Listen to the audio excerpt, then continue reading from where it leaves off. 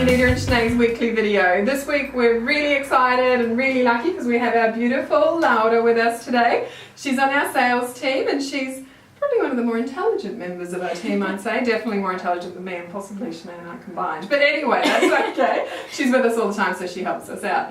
But today she has a special role to play. We're going to show you one of, well, all of our products we say is like the coolest product, but this is like super cool. Yeah, it's kind of like magic, but it's not, but it kind of looks like it is. So it's really, really neat, but it is actually beyond my ability to explain properly.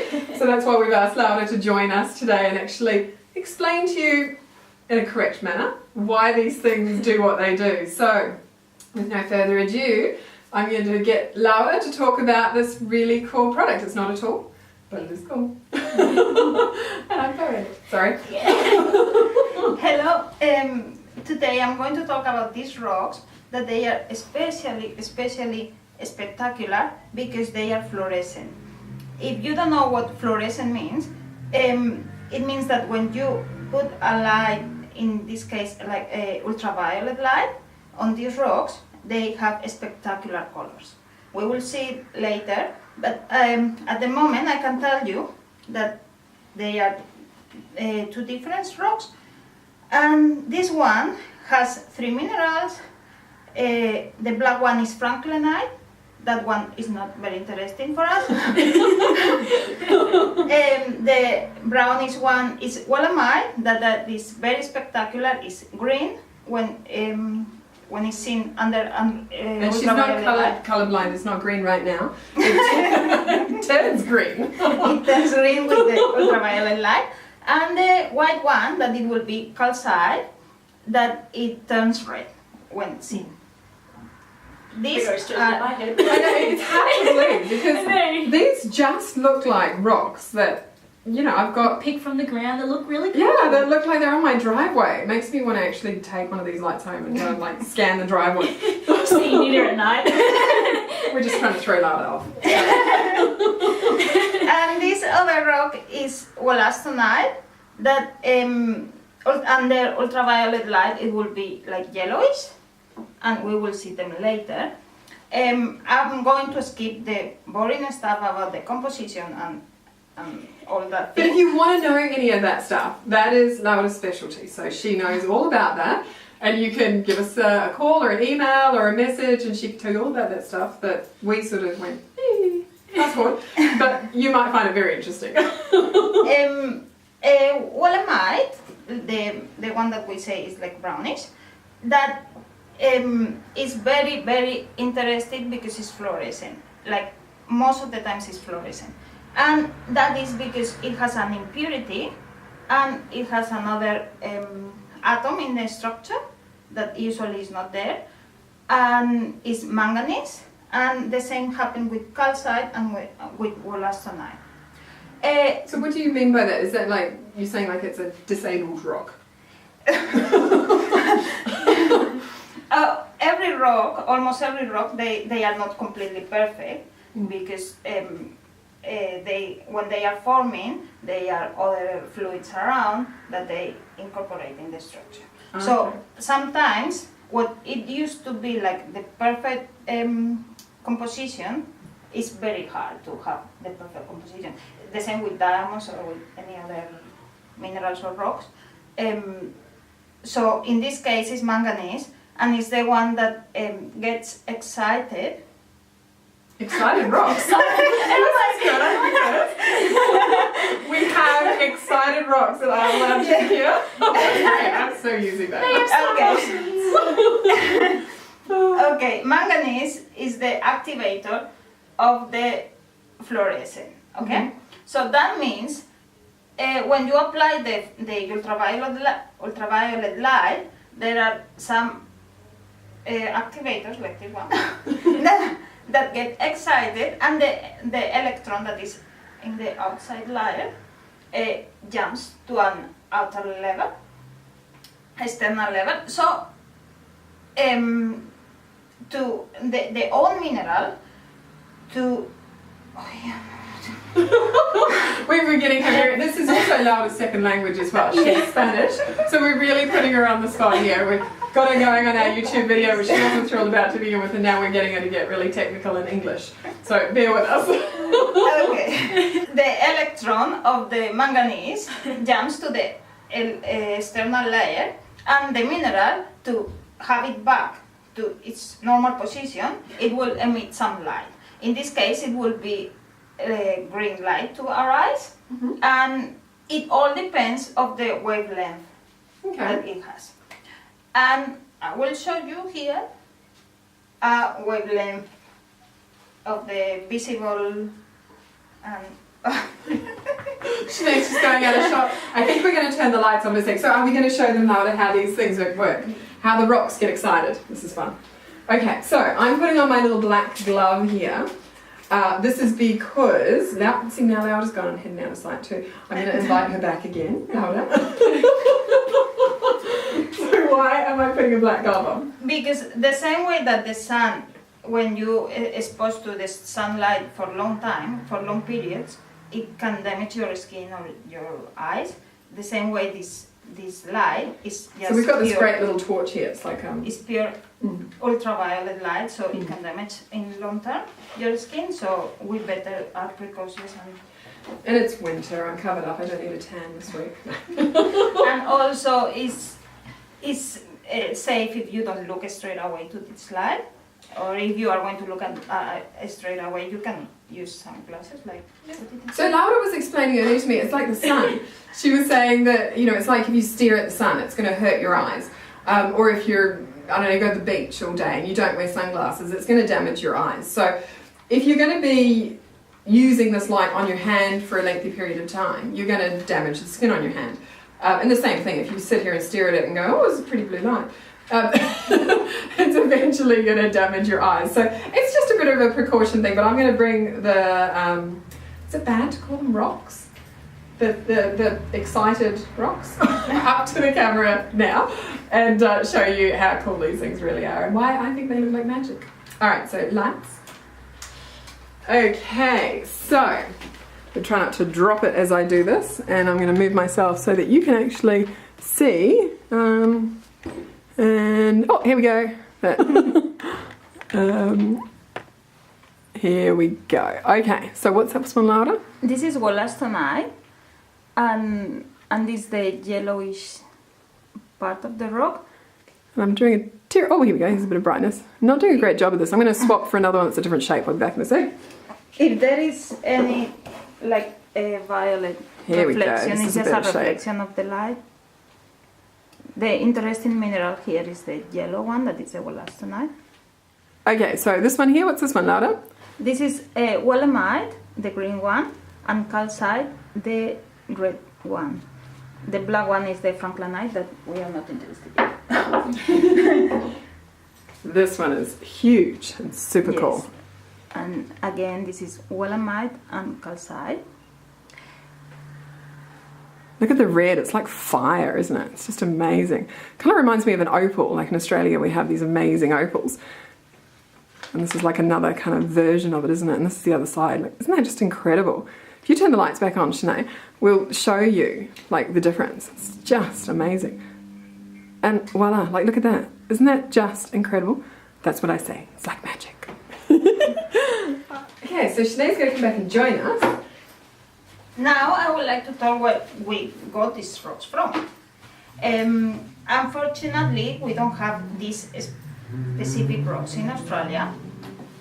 We are from the Sterling Hill mine in Ottensburg, in New Jersey, near New York. And they are from an old mine that it was a zinc ore, that it had more than 300 minerals. Like, it's a really, really spectacular mine. And from those minerals, about 90 of them, they are fluorescent. So it's a very, very big amount of fluorescent minerals. That mine, it was closed in 1986, but after that they made a museum. In that museum you can walk and straight away you can go under like a tunnel of just magnificent colors, and And as I say, that one is closed now, so you just can go to the museum, but we have something similar in Australia. It's a in South Australia. It's called Beltana Mine, and it's in Putapa, and it's a zinc deposit, but the mining stopped in 2008. But I'm sure you still can get some of the specimens from that mine, and they will be exactly like these ones.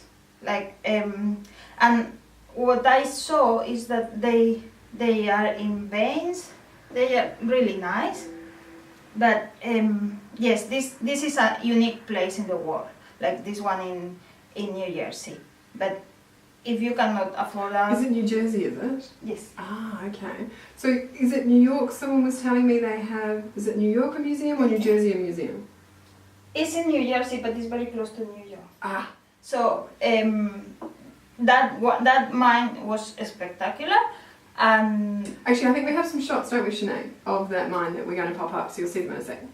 yes, and the museum has a website, and you can just go to the website and book a tour if you can. It really afford does make you want to go on a holiday. The pictures Laura was showing us are amazing, and yeah, it's spectacular. So yeah, we're in Australia, so we're going to go check out the Australian one too, because it's closer and I think cheaper.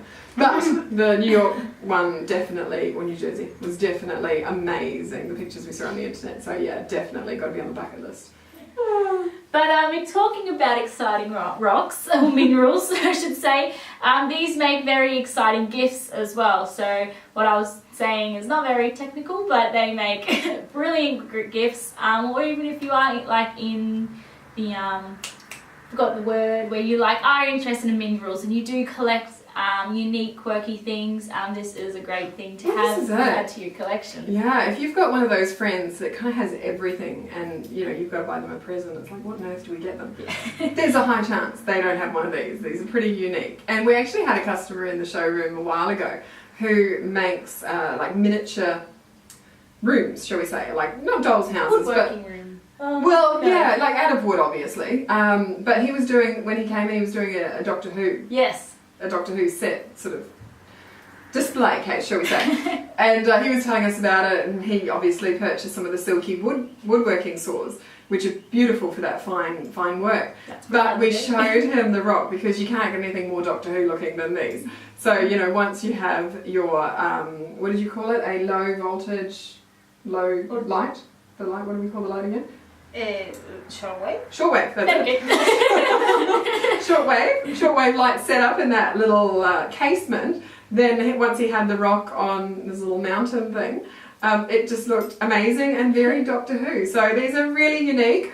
We don't have huge amounts of them because particularly they're getting quite rare, but we do have a few and they are amazing. So they're on our website, I think, so you can check them out. So one of the quirky, neat things we have here at ATC Products.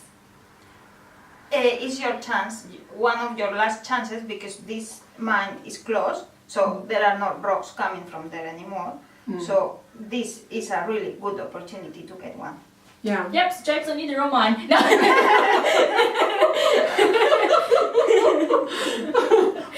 Jannita and I got a little bit carried away when Laura mentioned excited rocks. Excited rocks didn't mean a super fun party like we all imagined it in our head, but excited rocks had a more technical term that Laura will explain all about. Okay, yes. When the source of ultraviolet light comes to the mineral, the electron that usually is in the external layer jumps to outside. So when it goes outside, that means it's excited. That is not a party. So when it exits, it's excited. Yes. So for the mineral to go back to its normal position, the electron goes back, but when it goes back, the light that comes out is visible light, and it has a specific wavelength, sometime in between 400 and 700 nanometers. while the ultraviolet light is 10 nanometers to 400 nanometers. So because of that, we cannot see this ultraviolet light because our eye is not designed for that. But another we don't thing, have superpowers.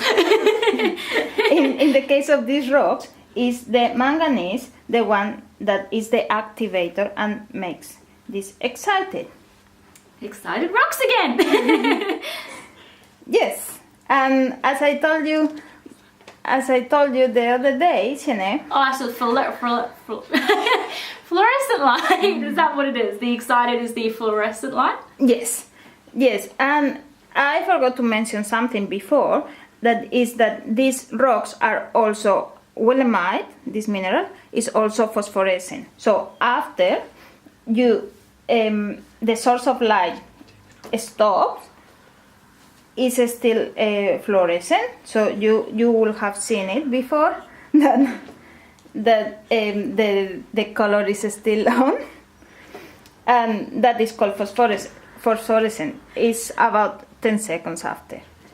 So it still remains glowing for 10 seconds afterwards, Yes. after you turn the lights back on. Yes. Okay. Does it last for longer if the light's been left on for longer? No. So it doesn't absorb it. Because it's the excitement of the It's only as excited as those electrons. Yeah. They're like little people when they get excited when they see light. Like me when I see summer. Thank you, Laura, for joining Yes, us on this thank week's you. video. It's been great, and I think we might have to get Laura back to talk about some other things soon too. So that's it from us this week.